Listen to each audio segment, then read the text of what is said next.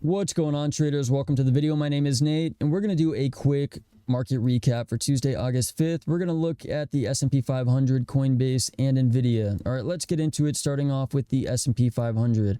All right, so price filled a gap today, which is significant. This level is now going to be resistance. So if we're going to get a move higher, we need to see price break through this resistance level. If it does, more than likely it's going to retest this pivot right up here. If it does not break above this resistance level, it's going to come down and retest support, which is at this pivot low here.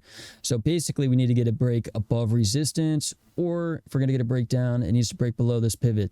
If it cannot do either of those things, it is probably going to trade in this range just like this. We could see consolidation sideways, which would form a bear flag and would mean a move lower. So we'll see what happens over the next couple weeks. Let's take a look at Coinbase. Coinbase is interesting because it is coming into a major area of converging levels today. Let me show you what I mean. So number one, we have horizontal support comprised of these prior highs. Number two, we have a support trend line, which was made connecting these pivots here and extended out. And as you can see, we have this area of converging supports, this trend line and this horizontal support.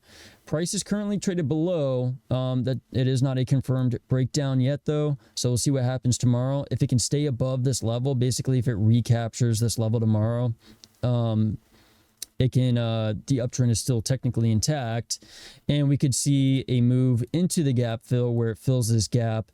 Beyond there, it could either trade up and retest the prior highs, or we could get a retest of the trend line, and we'll see what happens when it does retest the trend line, if it does. Okay, let's take a look at Nvidia. So Nvidia is another kind of, there's not a whole lot that's been happening. It's been trading within this range. However, this white trend line here is a major support trend line. If price breaks below this white trend line, look out below. We are going to see a big move to the downside, more than likely to retest this support level here at a bare minimum. It could trade lower, but we really need to see Nvidia stay above this white trend line.